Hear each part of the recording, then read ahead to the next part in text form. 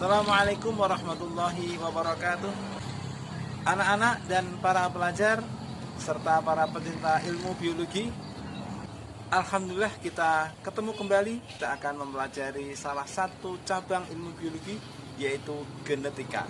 Sebelum kita melanjutkan pembelajaran kali ini, alangkah baiknya kita berdoa terlebih dahulu agar kita mendapatkan pertolongan dari Allah dan mendapatkan ilmu yang bermanfaat. Berdoa dipersilahkan.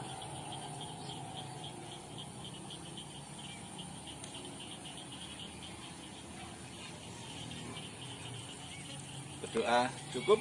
Pewarisan sifat itu diturunkan dari orang tua kepada anaknya, dari induk kepada keturunannya.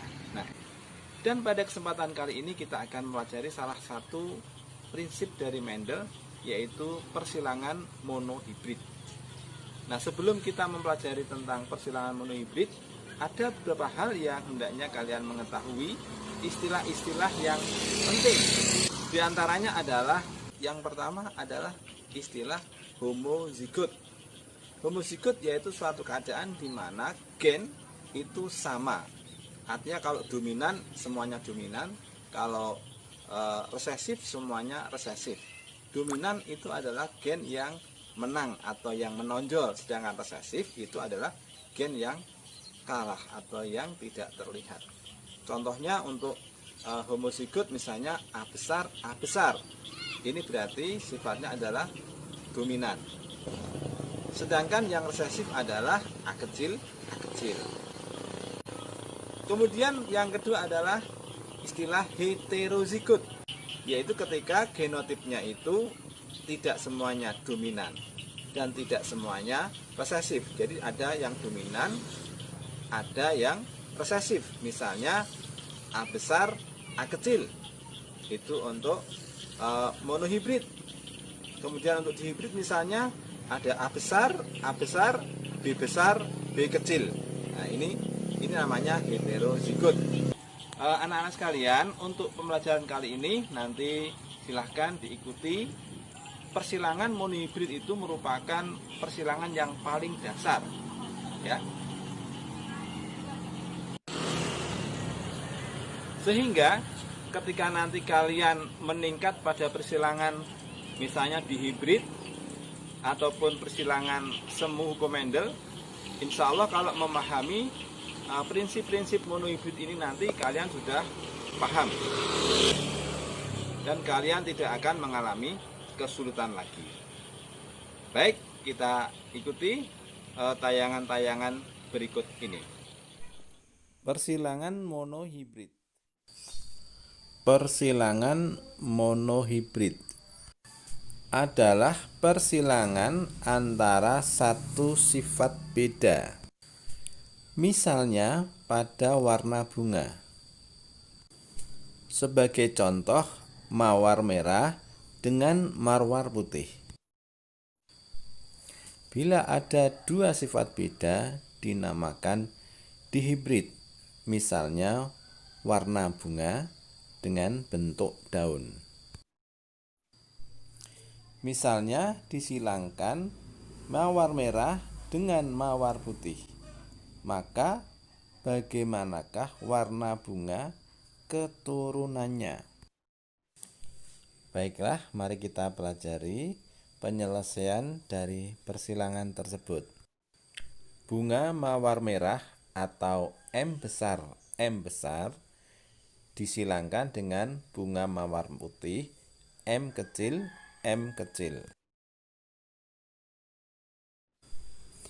Maka P adalah singkatan dari parents atau induk.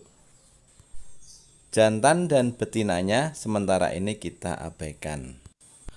Pada persilangan ini genotipnya adalah M besar dan M kecil.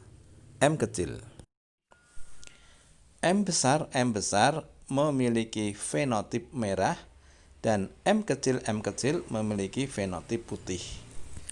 G adalah gamet. M besar gametnya M saja karena homozigot. Demikian juga untuk M kecil gametnya adalah M kecil saja karena juga homozigot.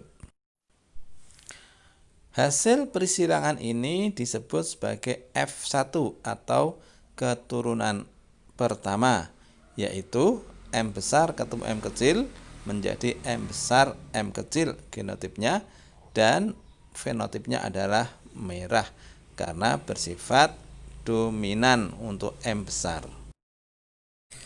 Jadi seluruh keturunannya berbunga merah atau 100% merah. Selanjutnya kita akan mencari F2 atau keturunan kedua. F2 atau keturunan kedua merupakan hasil persilangan antara F1 dengan F1. Karena masing-masing heterozigot, maka semua gametnya adalah 2, yaitu M besar dan M kecil.